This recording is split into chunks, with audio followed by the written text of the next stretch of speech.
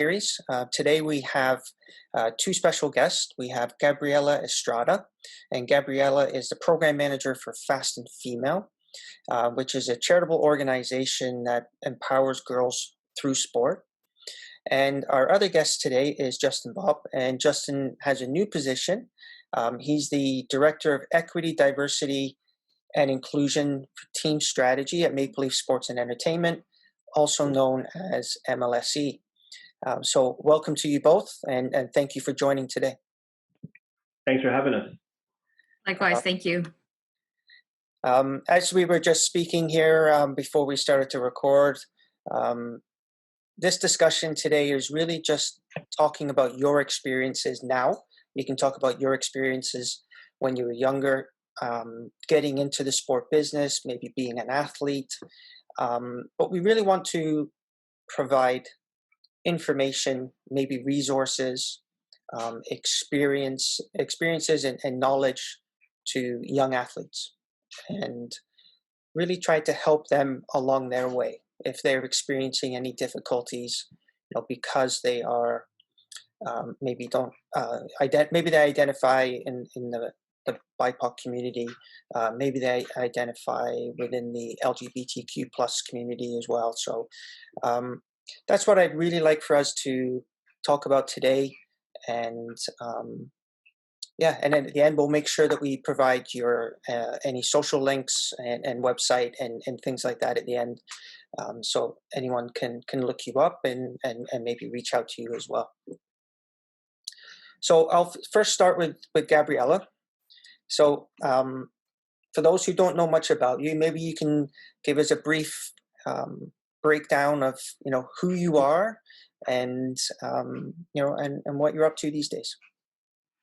Yeah, thank you for that. So Gabby's best for anyone who feels free to contact me and just moving forward. So I am a first-generation Canadian. My family immigrated here from Guatemala. I was born and raised in Scarborough, Ontario, which is now part of the GTA, but I will always call it Scarborough.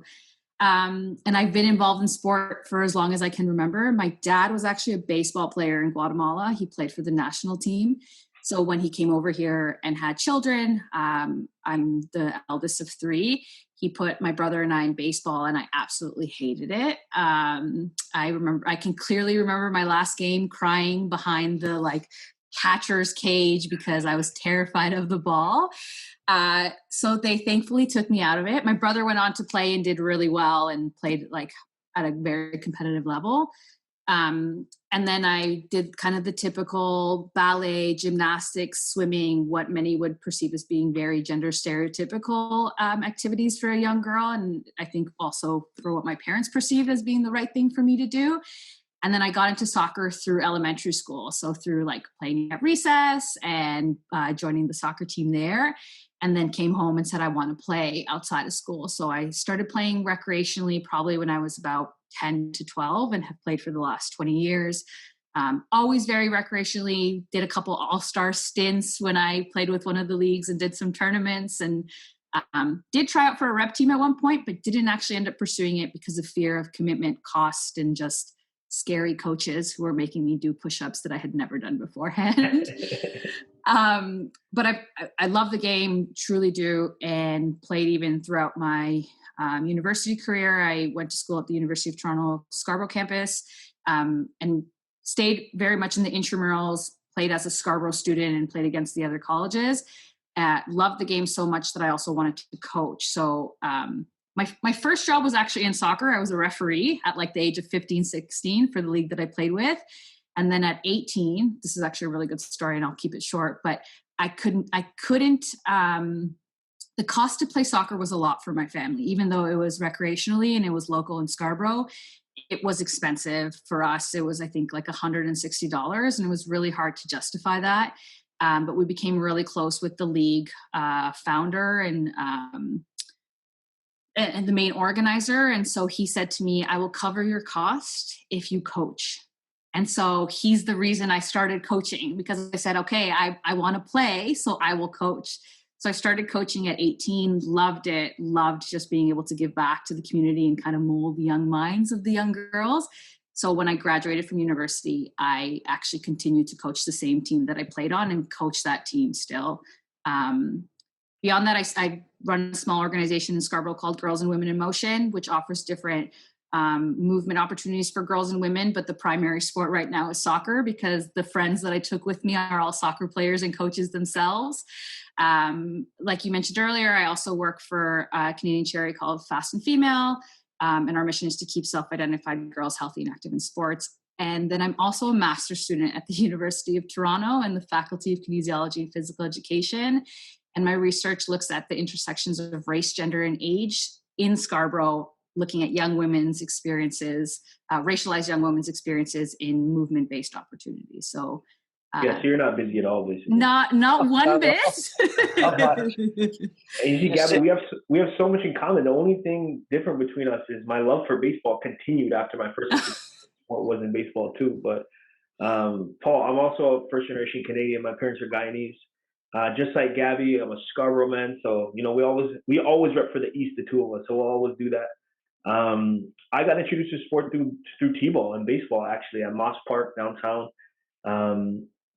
And for me, I kept that love. The other thing, Gabby, we don't have in common is I'm awful at soccer, and I've watched you play, so I know that's not true. So other than that, we're basically the same human, and that's why we've worked so closely together for so many years. I'm really trying to create equitable access to sport for young people that face barriers. So my role now in MLSC, I'm really focused on team strategy, and TFC fits into that as well, for how we can be the most inclusive soccer club in the world, really. And for us, it's really focused on internally, what are some of the processes, some of the unconscious biases maybe we possess. We have to look at ourselves first and figure out how we can be the most inclusive club there is. And then we really want to use, the impact of our brand to really focus on the soccer ecosystem. We want to really be who we should be, a leader in the sport, but also a leader in society. And we take that, commitment and responsibility very seriously. And we've got the support of our entire club leadership, from our president, our GM, right down to the players you see on the pitch competing.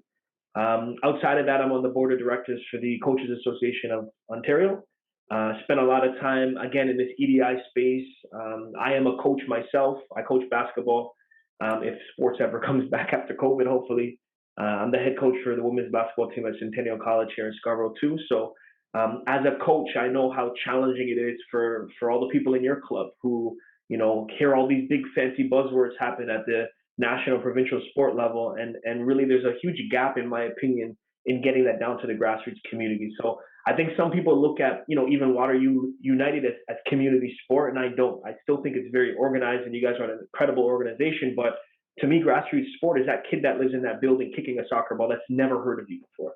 And I think, kudos to you for putting this on and for bringing diverse perspectives, because I think it's really important culturally for us to find those commonalities rather than to continue to talk about the things that maybe make us a little different. Yeah, that's great. And thank you both for your background. And Scarborough's lucky to have you both,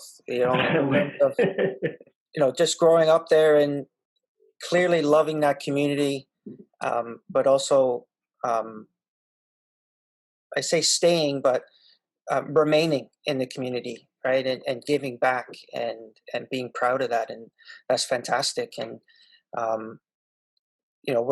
it's funny, we're all, although I'm not I am an immigrant myself, not born in Canada, but it's great to hear other stories from, people who come from immigrant families.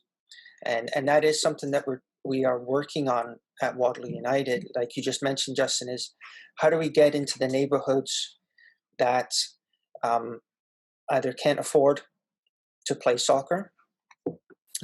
English is a second language, so they might have difficulty, whether it be understanding the information that's on our website or not feeling comfortable to call and ask a question. And how do we show that we want to be a part of that community? We want to help kids be active, whether it be soccer, baseball, basketball, whatever it is. We want to give them or help them obtain that opportunity. And we are working with one local organization called Adventure for Change, and they help new Canadians, whether it be through immigration. It could be asylum seekers um, and refugees. And we're really proud to be working with them and helping them with their programming. When you talk about your family background, and maybe Gabby, you can go first. Did you have any or were there any challenges? You said with your parents coming from Guatemala, and I'm assuming English is their second language. How did that work in terms of getting into sport? And were there any apprehension, any challenges there? Being new to Canada, new to Scarborough, and trying to get involved. Yeah, absolutely. Thank you for the question.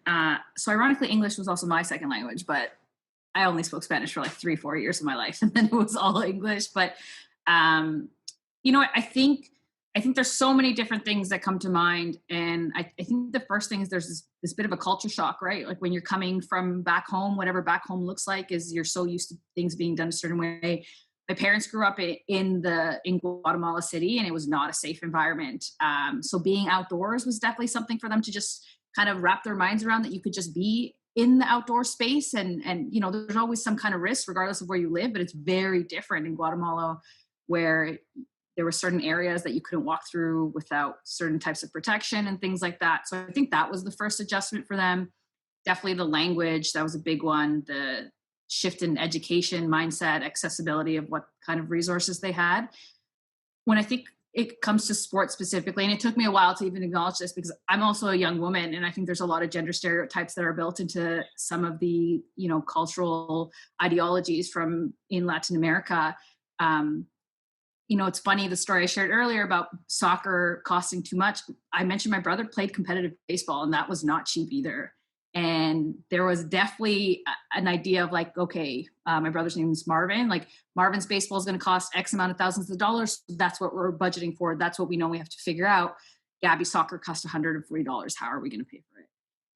So you can see that, they didn't see that was an issue. They didn't see that was a concern, because that's back home. Not a lot of girls played sport. And if they did, it was so much more about like being out on the street or doing very, like I mentioned, gender stereotypical activities like ballet. Swimming, I think, was just a life lesson, and that's why they put me and my siblings in it. But any opportunities I had through sport after the horrible baseball incident came through me finding out about opportunities through school. And so it's interesting because, parents are ultimately gatekeepers, parents, guardians, any older adults that are supporting youth in getting involved in sport. They become the gatekeepers to actually giving the youth access to the sport outside of school. When you're in elementary school, that's probably your first, opportunity with sport, especially if your parents aren't aware of other opportunities. So it took a while for me to even get into sport. Whereas once I laid the path, my sister, who's 8 years younger than me, she started soccer at 3. I started at 12. That's a huge gap. So my parents didn't understand why sport was important, why it was important for girls to be in sport, where to find the opportunities. But for my brother, it was really easy. Also, baseball is a very heavy, like Latin American sport. So my dad found out about baseball because he had like a Latin American community, like other people from Guatemala or from other countries, and they were playing in Scarborough. There's a school community center called McGregor, and my dad was playing in the adult field, and the youth played in the field like you could turn around and see the youth field. So he was already playing as an adult there, found out about youth baseball because he saw it. So it was so easy to then register my brother. And, Paul, I think kind of to your earlier point is when you think about like language and accessibility, it's also outreach and understanding of like what these opportunities are. And so my brother's opportunities came through like pure coincidence and the idea that boys should be in sport. Whereas for me, it was more, I found the opportunity. Like I registered we registered me in soccer because my friends were playing in that local soccer club that I found out about through my experiences at school. So financial accessibility, knowledge and understanding, language, even once they registered me, it was me telling my parents, okay, this is when I have practice. This is when I have a game. This is where I need you to drive me.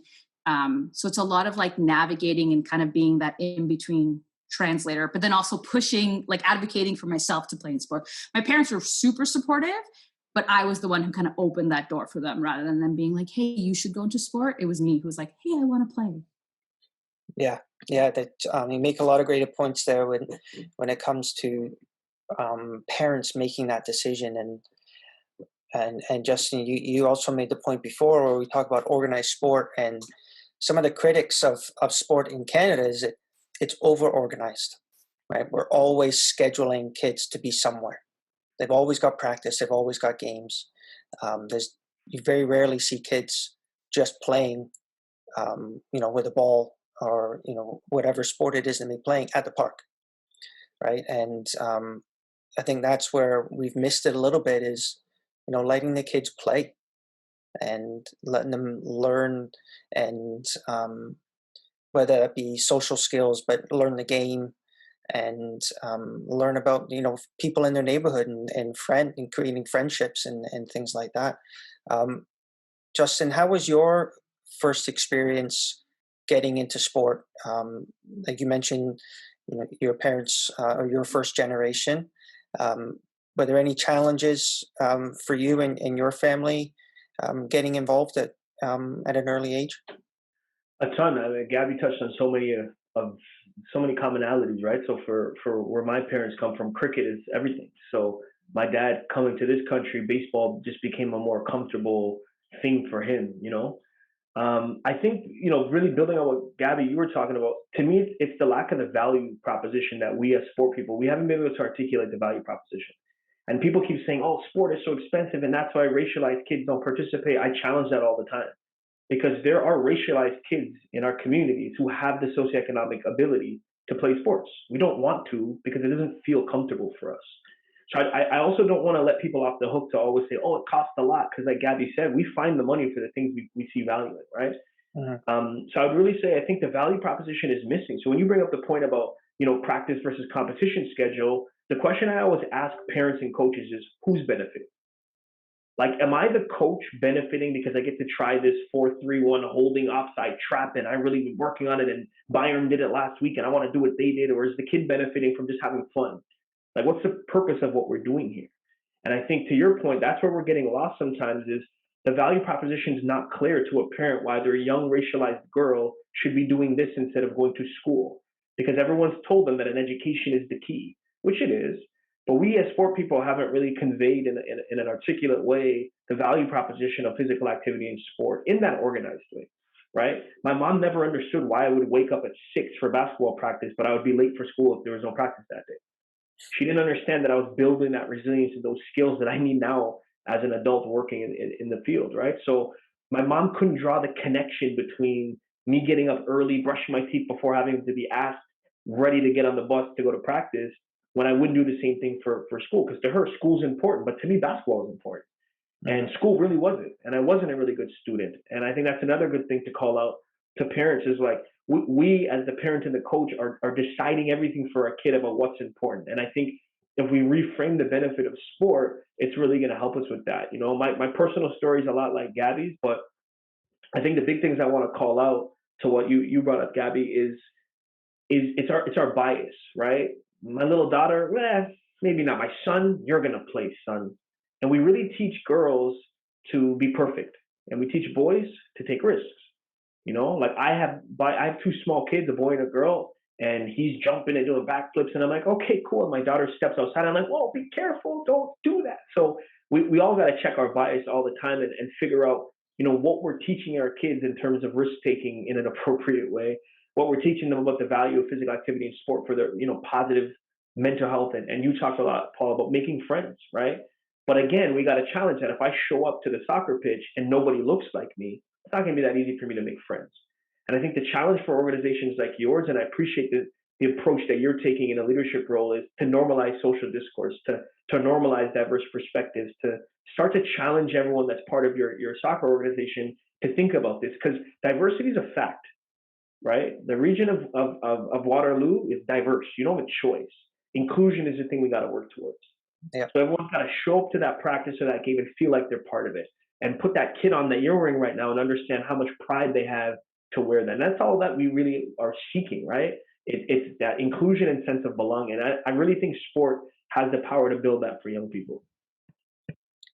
Yeah, and you bring up a point where, and I'd love to get both of your perspectives on, showing up to a field or a facility, wherever it is, a court, and maybe not feeling like you look like the other kids. How did you manage that sort of situation? And it could be when you're younger, or even maybe when you're older. And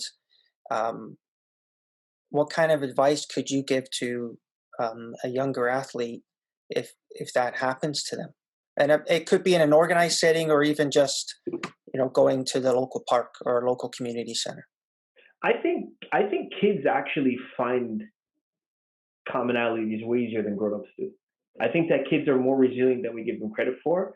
And I don't think that, I didn't personally start to deconstruct the social construct of race at that young age. I was showing up, these are my friends, we're just playing sports.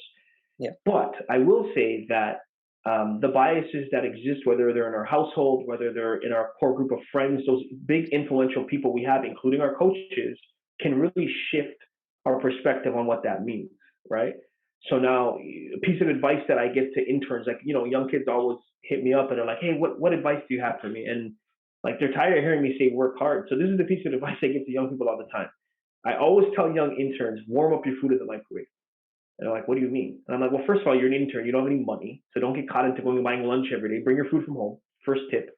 But put it in the microwave. When I was a young staff, I was never comfortable to warm up cultural food at work, because I think people would be like, oh, that smells funny, or that's weird. And now I'm like, I actually don't care what you think about my food.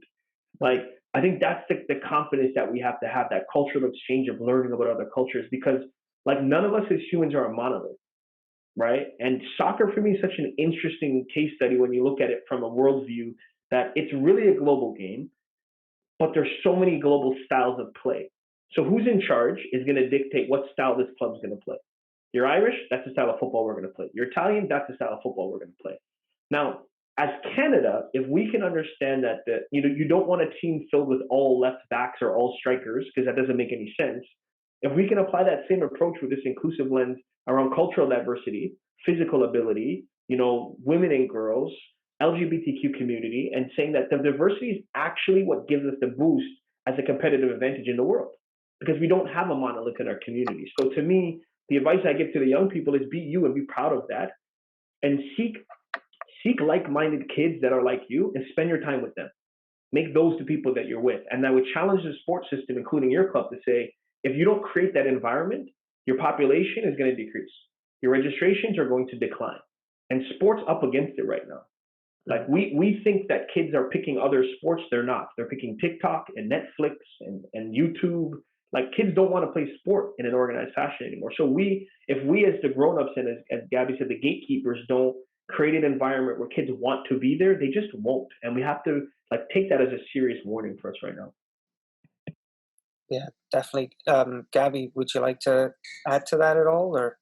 Yeah, absolutely. I agree with everything Justin said. I think what's also interesting, and it's wonderful too, because I'm just doing interviews for my research right now. So I'm talking to all these incredible women from Scarborough.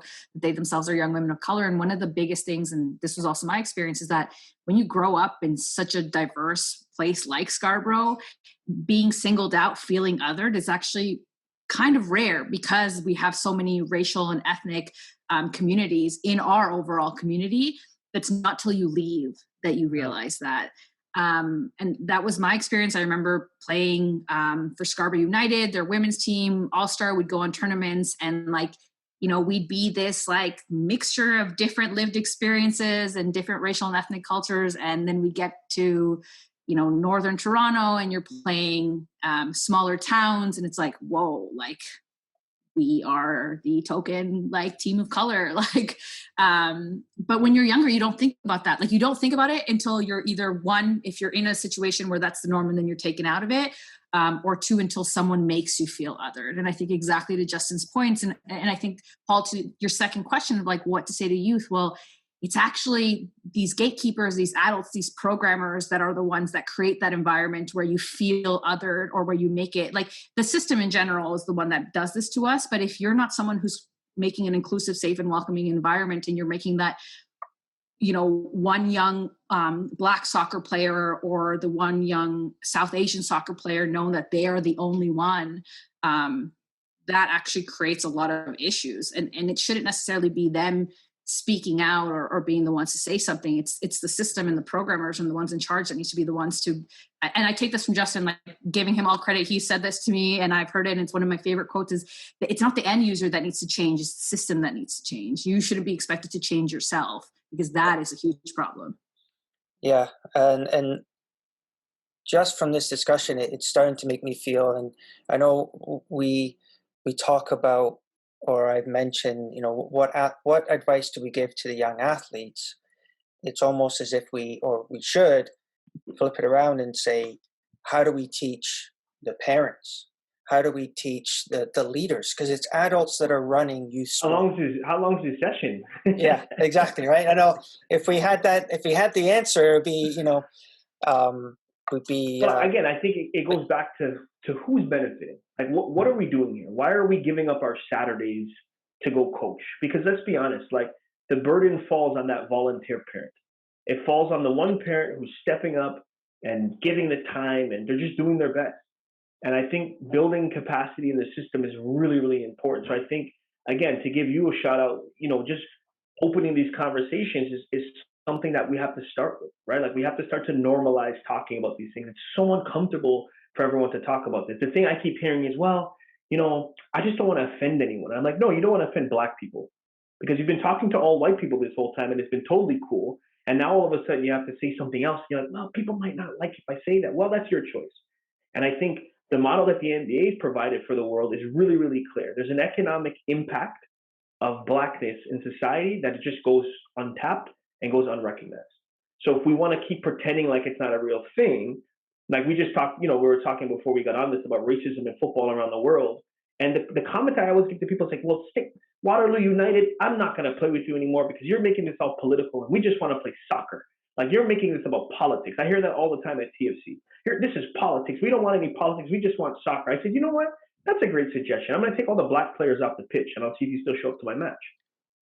But as soon as you start changing the conversation from Blackness to whiteness, it gets really uncomfortable. So you're asking, what do we have to do to change the system? We need to shift the conversation from Blackness to whiteness. And I'll shout out Dr. Christopher Taylor, who works at Waterloo, actually, as a professor there. And that's his saying that is really stuck with me.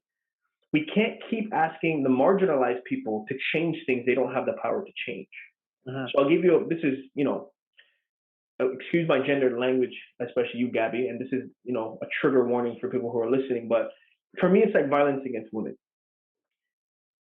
It's not a woman's issue. Women are tired of talking about violence against women. It's a men's issue. So me not beating my wife is not enough. I have to advocate to other men to not beat their partner, because in that situation, I'm in a position of privilege. We all walk in this world with multiple identities. There's moments when I've got extreme power and privilege, and there's moments when I'm extremely marginalized and oppressed because of who I am and my experience and my identity and all these things. I'll show up for work and I'm maybe like one of few Black people at a director role, right? But I'll have a lot of Black friends in the community who don't have that status or that title. And I have to balance this power and this oppression that I live through every single day, right? So if I see my friend beating his girlfriend, I have to do something, because in that moment, I'm in a position of privilege and power. Now, I might not want to step in because I don't want to get punched in the face too. So maybe I wait and maybe I pull him aside after. I'm like, bro, you can't do that. What are you doing? Maybe I pull her aside. Maybe I call one of her friends. Maybe I call 911. Maybe I step in and I find the courage in that moment to actually intervene physically. But all I'm saying is that we, the people in power, have to take action if we want anything to change. So if we're going to talk about the truth about the discourse between, sport and race, it is the white males in sport that have that power and privilege that have to reframe the way that they're thinking. And when I say have to, people say, well, and I say, you know what, you're right. You don't actually have to. You're going to make a choice. But racialized people like me, Black people like me, are also going to make a choice about where we spend our money, about where we put our kids. Uh-huh. So I think that's the challenge I get to the system is, if you have the power in any of these small moments, if that means talking to that uncle that makes those comments at Christmas, if that means bringing your kids together to have a quick conversation about a thing that happened on the pitch, right? If these are the things that happen, if this is, if this is being the manager of the Rangers FC and stopping a match because one of your players gets something racist, yelled at them, like these are the moments that you're in a position of power where you have to step in and do something different because our kids need it. And the example that we set for our kids is the one that they're going to follow. Yeah, I agree 100%. And you're right. It is the people in power that have to make that change. You can't expect that person who's not in power. And I agree wholeheartedly with that. Thinking about your professional career, and Justin, you just mentioned it, and Gabby, you've already had some great experiences in terms of your titles and your positions. Similar to sport, I'm sure there's times where you've felt or you know that things haven't happened the way you think they should have happened, or just the way things should have happened because of who you are. And you may have a similar answer to what we just talked about when it came to sport, but as an adult, did you deal with those sort of situations differently, or did you or was it the same? And either one of you can go first. I don't mind. Go ahead, Gabby. Yeah. I'd say, regardless of kind of what my upbringing was like, there was definitely a lot of privilege that I had growing up. And it wasn't till university, like going to school in Scarborough, that you start having these conversations. And I mean, I have to shout out UTSC. Now that I'm a downtown student and I see just how disconnected the two campuses are in the conversations and hiring and representation, and I'm like, you're under the same umbrella and this is an issue. I had a lot of questions there. But when I moved into working with Fast and Female was founded by an Olympic gold medalist, was founded in Canmore, very different upbringing. The organization was very much high performance athletes. The girls that they were targeting very much came from privileged communities, and they were working in specific communities. So here I come, very grassroots, very different upbringing, not a high performance athlete, different education. And it was really uncomfortable at times. And what was even more uncomfortable is that, one, I didn't feel like I could speak up on a lot of things. And two, when I did, I kind of would say a couple things and no one understood what I was talking about. So it was like brushed under the table. And I really hate this, but I'll say it is, with everything that happened last year with George Floyd's murder and all the conversations that really overdue, number one, but the conversations, the statements, the black squares, all the things, it felt like it was an opportunity to really like speak up. And that's where I was like, we can't do this anymore. This is not what I believe in, and this is not what you should believe in. I think when organizations are really trying to make a change, you can't say you're making a change and then not actually stick up for like what you should be doing. Like you can't say, and I love my job. I love everything that I do. But if you're looking and you're saying you're a Canadian organization and you want to keep girls in sport, but you're only looking to keep certain girls in sport, there's a problem. And it was then that I was really listened to. And I'd say this past year plus, like there's been, I had a change in title, I had a change in responsibilities, I had a change in kind of what I was able to do and the control I had in the way our programs were developed and created and our partners and the conversations. And it sucks that it took that. It really does. It's not something that I overlook lightly. I'm very aware of it, but I also saw it in my master's program and the graduate student society that I sit in. And so it's unfortunate, like it is unfortunate. And to Justin's points and kind of the conversations that need to be had and are being had is it does suck that it took this long, because this is not something that hasn't been happening, like racial discrimination, oppression, the different levels of systemic barriers in institutions, outside of institutions, individuals, like this is people's day-to-day lives. This is their livelihoods. Like this isn't something that just happened last year. This has been going on. So, it sucks that it took so long, but I'm fortunate to be part of the conversation. And be having conversations with others. But I think this is kind of like a time of racial reckoning that a lot of organizations are going through and starting to have these conversations and create the spaces. I think it's a good point. And you know, like, yeah, there's been a million things that have happened in my life. They still happen right now, you know? But what I like to focus on, you know, to Gabby's point is there is a wave coming from these young people. I always talk about kids. It almost sounds negative as a coach, like, oh, these kids they feel so entitled and they don't want to work for things. They want things to change overnight, and they don't put the time in, and I have to go through all these things, and they don't go through it. And for the first time in my life, I looked around last year and I was like, it's a good thing they're like that, because they've had enough. We've had a chance to fix the system. We haven't done it. And these kids are like, move out the way, we're going to fix it. And I think about Greta, and I think about how many young kids think Greta's the first environmental activist on the face of the earth, and she's like not. But whatever, if that's who gets it going for you, let's turn it up. And I think these are the moments that are really proving to us that young kids are not going to sit back and watch these things continue to happen. And I'm really appreciative of the young people in my life that keep me motivated on those days where I'm like, we're not getting anywhere, you know. And I think, just to build on Gabby's point, it always feels like when you're the other person, it feels like you're powerless. It feels like you can't say something. It feels like no one's gonna listen to me anyway. It feels like, man, I got this job, I better just stay quiet, and like, I hope no one notices me because I need this money. And you do things like you code switch and you use different vernacular and different language to make other people feel comfortable. And now I'm like, yeah, I'm not doing that.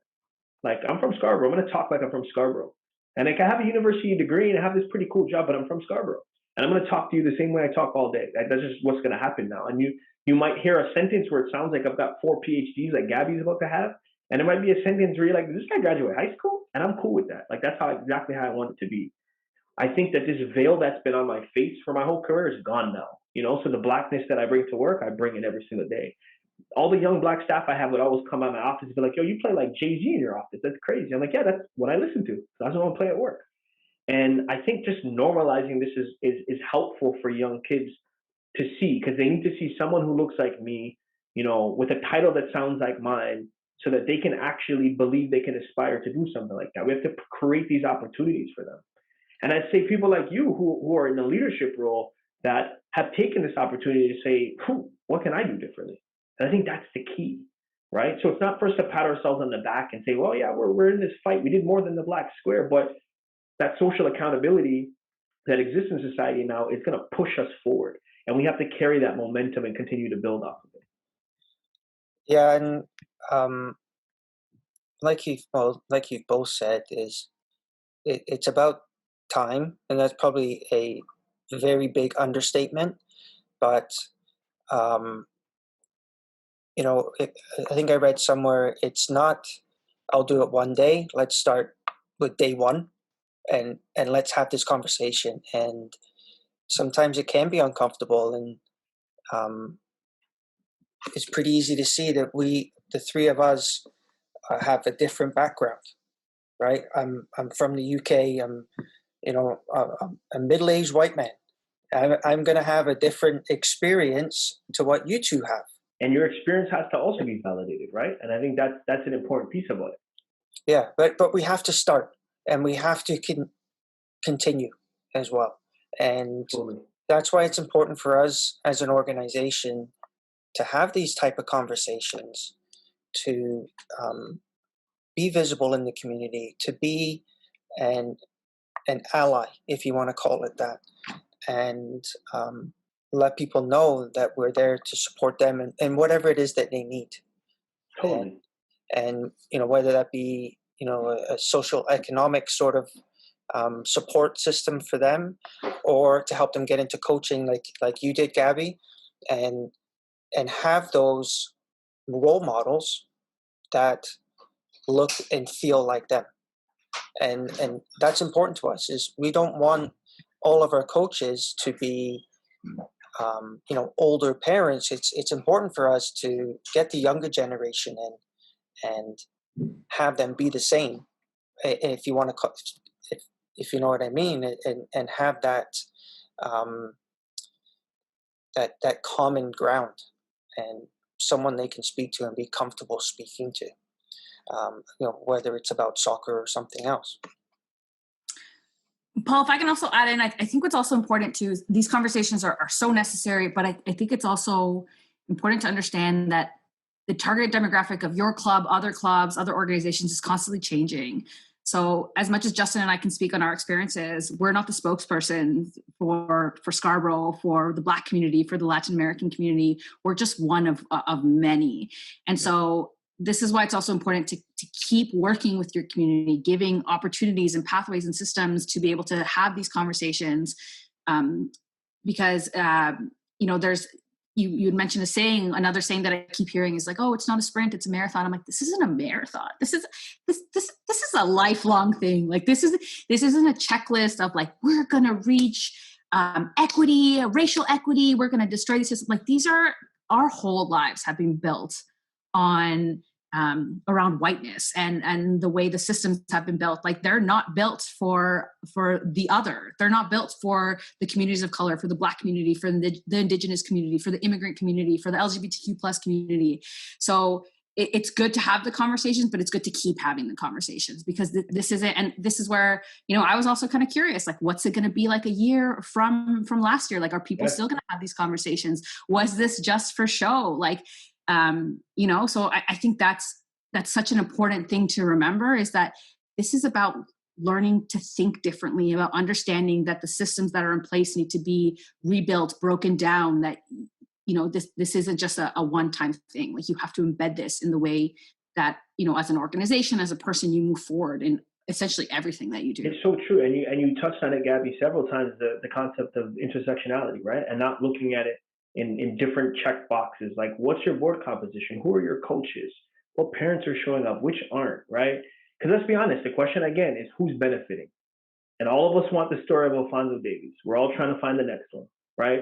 So when the concept of Blackness is beneficial to the organization, poof, hey, Gabby, we haven't really been listening to you. You're racialized. You're a girl, right? Hey, tell us what you think. So I also tell young people who feel like the other, like, perfect, here's the time. Because everybody's looking around and realizing that without diversity, we really can't unleash our full potential. Like I said, you're not going to have a team full of all strikers. You're not going to win, So I think that if you just take that same concept and we embed that into all of our processes, what are the practices that we use? So Gabby and I talk about women and girls in coaching all the time, right? And it's like, we want more girls to coach, so we're going to make a poster, we're going to put a girl on it, and boom, girls will coach. So I'm like, okay, well, let's unpack that. If the unpaid labor in society is still majority rested on the shoulders of women in the household, how are we going to get more women and girls to coach? Because if I get to go and coach for free, but my wife has to stay home for free and take care of our family, it's not going to work. So are we willing to like rethink all of these structures? Are we willing to think about what times practice is at? Are we willing to think about childcare out of practice? Are we willing to think about changing the way the system is built to work for one? Because just like you said, Gabby, the default is a white person, but it's also a male. That's a default. And as soon as we move from the default, well, I don't know if that's going to work, and now we got to do all this extra stuff. But that's the hard work that we all have to take on right now. Whoever we design the system for, it's working for them. We need to start thinking about, to Gabby's point, what are the changing demographics of our community, and start to redesign the system with a universal view, right? Like, how can we reach the most marginalized young people in our community? And if the system can work for them, it will still work for these other kids. And it's not to put, white kids in a feeling of guilt to be like, oh, I have all this. No, you worked for everything you have too, but you have to understand that you're going up an up escalator and I'm going up a down escalator. And that's the easiest analogy I've been trying to give people is I'm not telling you that you're not climbing, but if you stop moving, you would still go up. If I stopped moving, I'd go down. If we moved at the same pace, I still wouldn't get where you are. I have to go twice as hard to get up there. So people always say to Black and racialized kids, you got to work twice as hard. Gabby, you're a girl. You're going to have to work twice as hard. So are we willing to admit that if you're a white male, you can work half as hard to get the same thing? Like, can we shift the conversation from Blackness to whiteness and stop talking about what the marginalized person has to do more of? Coach, that kid on the other team, number 6, he called me the N-word. Don't worry, son. Go out there and score a goal. You'll show them. Go out there and score. That'll show them who you are. And we associate success in life with things that really have nothing to do with success. Because the appropriate answer to that is, oh yeah, match is done. Pack up your stuff. We're leaving now. Yeah. So this is where we talk about it. There's economic impacts. To Gabby's point, The black square is easy. When you have to make tough decisions, when you have to say no to a friend that's been your friend forever, when you have that official that you drink beer with on the weekends that doesn't want to, address a racial issue or a gendered piece of language or whatever the case may be, because you're like, oh, we're homies, like we drink on the weekend. I don't know if I can do it. That's when it's going to get tough. When we have to start challenging the system, we're going to find out who everybody is. So, Gabby, I'm just like you. I got all those black squares checked off, and I'm coming back a year later to see where you're at now. Yeah, and it's like you said, it's not a conversation just for now. It should be a conversation forever. It kind of makes me think of the word culture, and how do we create that culture for us in our mini culture in the soccer club, right? That culture of inclusion, not just diversity, but inclusion, right? And how do we create that to make people feel comfortable, to feel it is an open organization, and it's a welcoming organization as well. And it's not there just for people that look like me.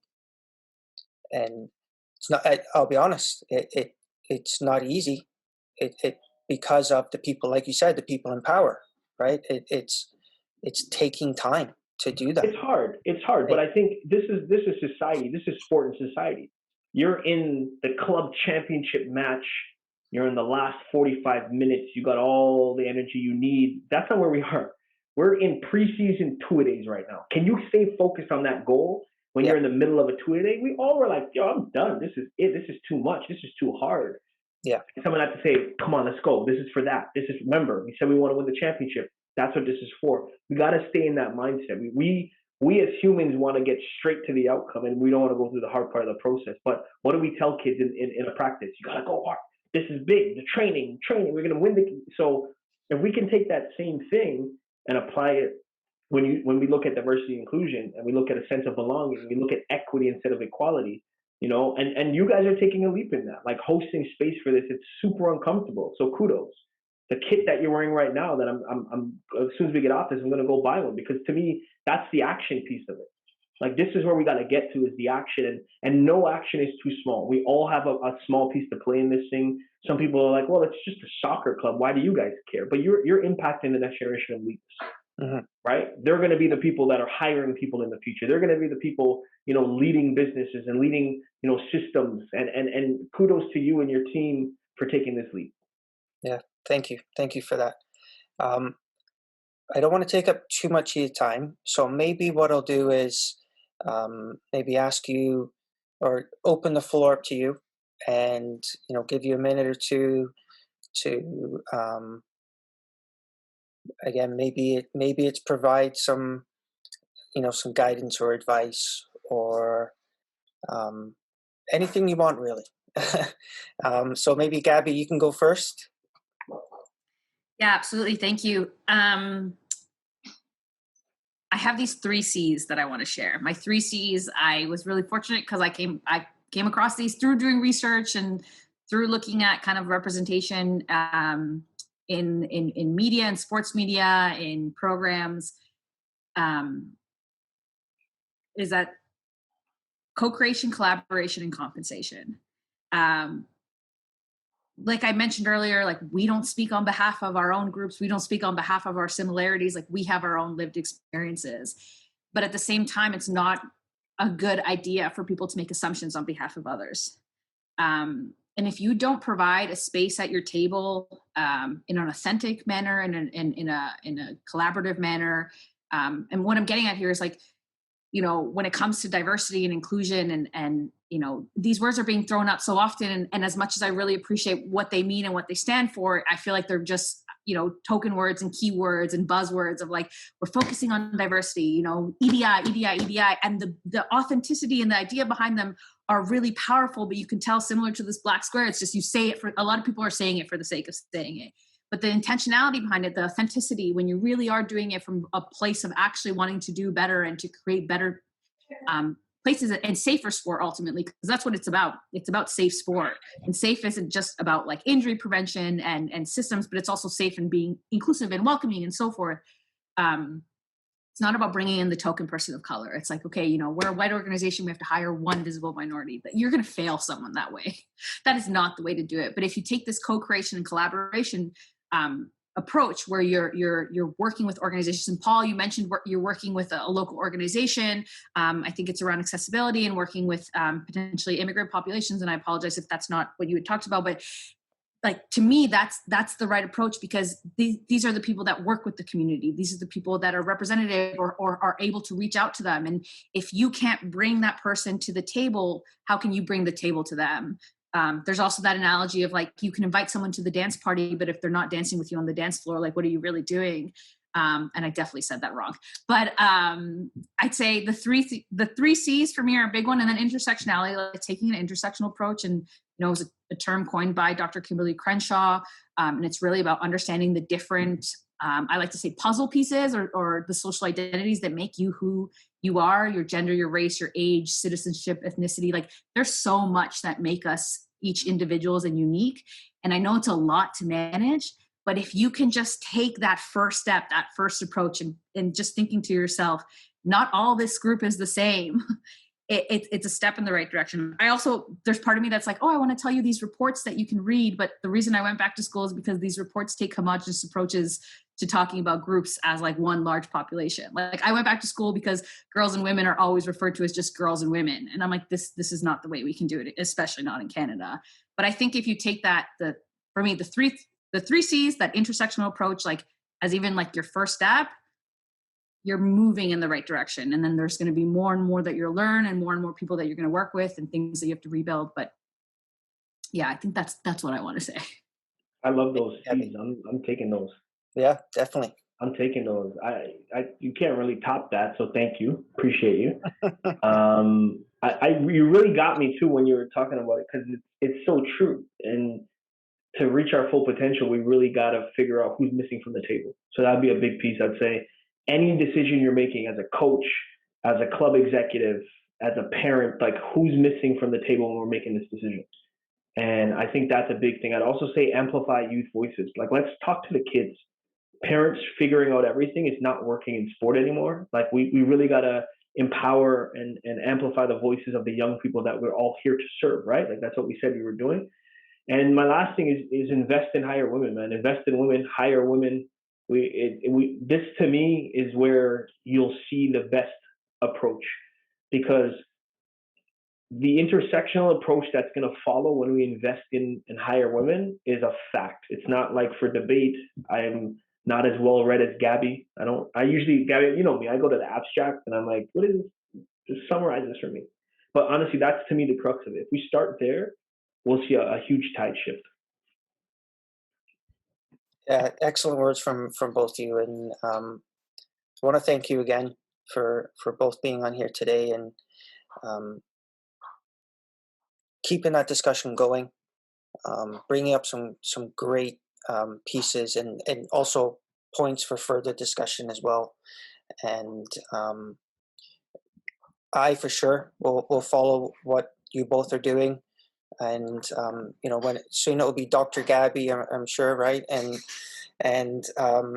Justin, what you're doing at MLSE, I'm sure you'll be highlighted many times within the organization. But on behalf of the club, thank you. We will, if you're comfortable with it, we'll put some information at the end of the video. Whether that be social handles or just website information, things like that. And this is going to be a great piece to our speaker series. And again, just thank you for your time today. Thank you. We appreciate it. Yeah, thank you so much, Paul.